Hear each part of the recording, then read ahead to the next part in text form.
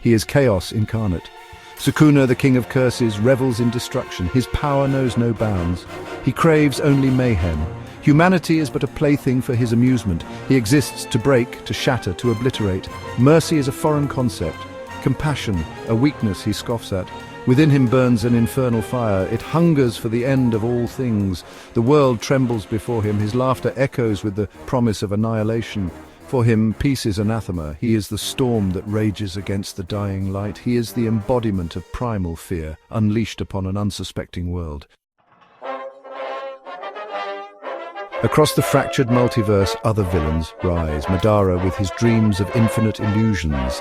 Aizen seeking to reshape reality itself. Their ambitions clash with Sukuna's own. A maelstrom of power erupts. Worlds tremble on the brink. Sukuna, fueled by his insatiable hunger, battles with unrestrained fury. He tears through their carefully crafted plans.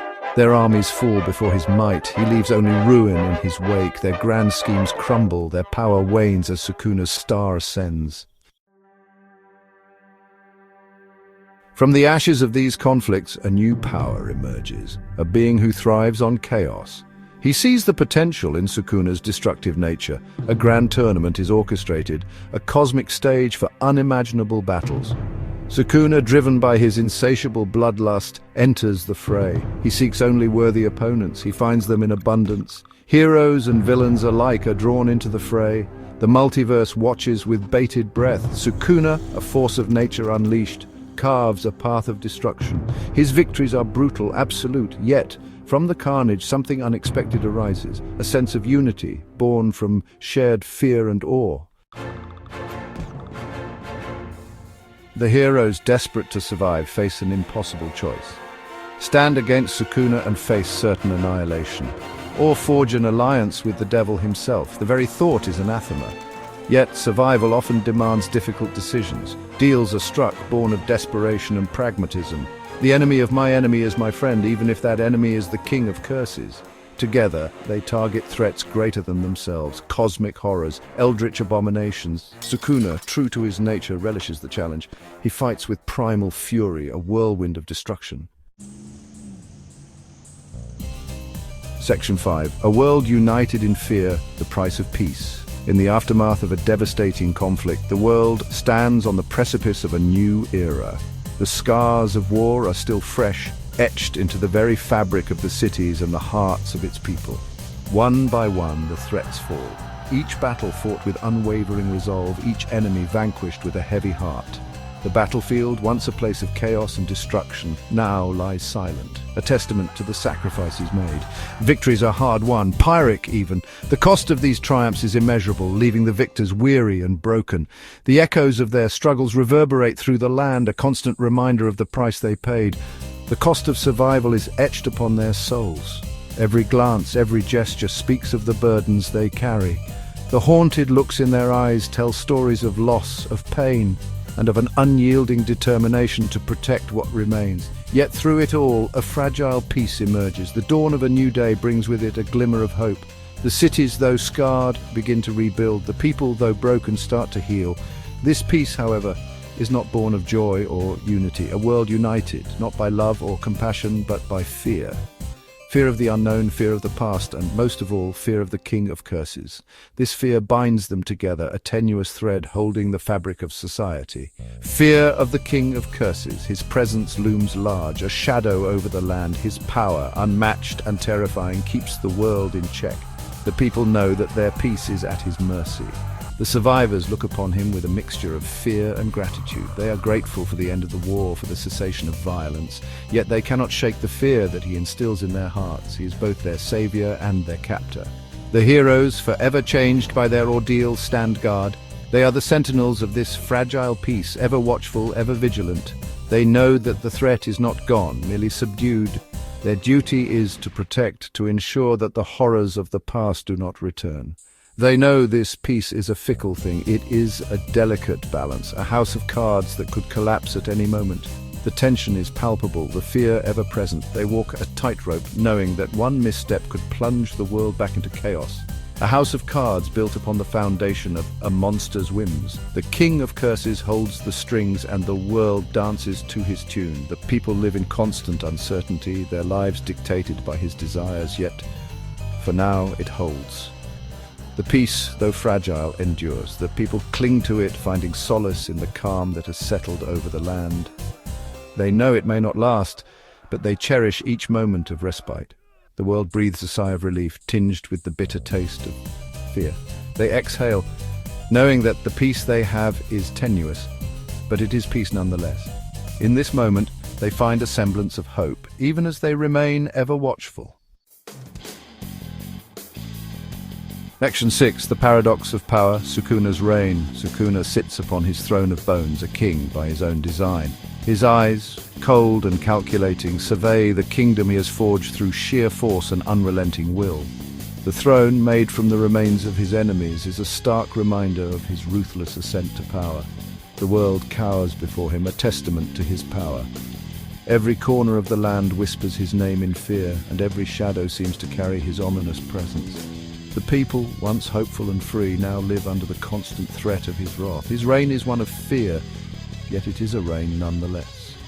The iron grip he holds over the world is unyielding, and his subjects know better than to defy him. The streets are silent, the air thick with the tension of unspoken dread. He has achieved what he never sought, a world united, albeit through terror. The irony of his situation is almost poetic. In his quest for dominance, he's inadvertently brought about a twisted form of unity. The world, though fractured by fear, stands together in its submission to him. The irony is not lost on him. Sukuna, the harbinger of chaos, finds himself at the center of an uneasy peace. His lips curl into a smirk as he contemplates the paradox of his reign. He, the embodiment of chaos, has brought about a twisted form of peace. It is a peace born from fear, a fragile balance maintained by his overwhelming power. The world trembles at his feet, yet it is this very fear that keeps it from falling apart. It is a peace he never desired, a peace he finds intriguing. The concept of peace, so foreign to his nature, now occupies his thoughts. He wonders if this fragile tranquility is worth preserving, or if it is merely another tool to be used in his quest for ultimate control. Does this mean he's changed? The question lingers in his mind, a seed of doubt that refuses to be ignored. Has the king of curses, the bringer of chaos, been altered by the very peace he has unwittingly created? He scoffs at the thought. Change is for the weak, for those who cannot hold their ground. He is Sukuna, unyielding and eternal. The idea that he could be swayed by something as trivial as peace is laughable to him. He is Sukuna, the king of curses. His nature remains unchanged. His power, his ambition, his very essence is rooted in chaos and destruction. Yet the world he has shaped tells a different story, one of reluctant stability, and yet a seed of curiosity takes root within him. What if this peace, this unintended consequence of his reign, holds a potential he has yet to understand? The thought intrigues him, and for the first time he allows himself to ponder the possibilities of a world not just ruled by fear, but perhaps something more. Section 7. Seeds of Rebellion. Whispers in the dark. Time passes. The world has changed, but the shadows remain. In the dark corners of the city, cloaked figures gather, their faces hidden, their intentions unclear. They speak in hushed tones, their words carried away by the wind, but the message is clear. Change is coming. The world rebuilds, always under the watchful gaze of the King of Curses. His presence is a constant reminder of the power he holds, a power that has reshaped the world in his image. The city rises from the ashes, but the scars of the past remain etched into the very fabric of society. Yet fear can only hold a population for so long. Whispers begin to circulate. In the crowded marketplaces, in the quiet corners of homes, people speak of a time before the King of Curses. They remember a world where fear did not dictate their every move, where hope was not a distant memory. Whispers of rebellion, of defiance. In hidden rooms and secret meetings, plans are made. The seeds of rebellion are sown, nurtured by the memories of a better time. They speak of defiance, of standing up against the tyranny that has gripped their world. They remember the world before Sukuna, a world with its own share of problems, but a world free from the suffocating grip of fear. They recall the days when the sun shone a little brighter, when laughter was not a rare sound. These memories fuel their desire for change, for a return to a time when they were not prisoners in their own land. They remember the heroes, those who stood against the King of Curses, and they draw inspiration from their courage. Statues and memorials stand as silent witnesses to the bravery of those who fought and fell. Their stories are told and retold, a beacon of hope in the darkest of times. They know the risks, the potential for annihilation. The path they choose is fraught with danger, with the ever-present threat of discovery and retribution. Yet in their hearts, they know that some things are worth fighting for, even if the odds are stacked against them. But some things, they believe, are worth fighting for, even against impossible odds. They prepare for the battles ahead, readying their weapons and armor, steeling themselves for the fight. They know that the road to freedom is long and arduous, but they are determined to walk it, no matter the cost.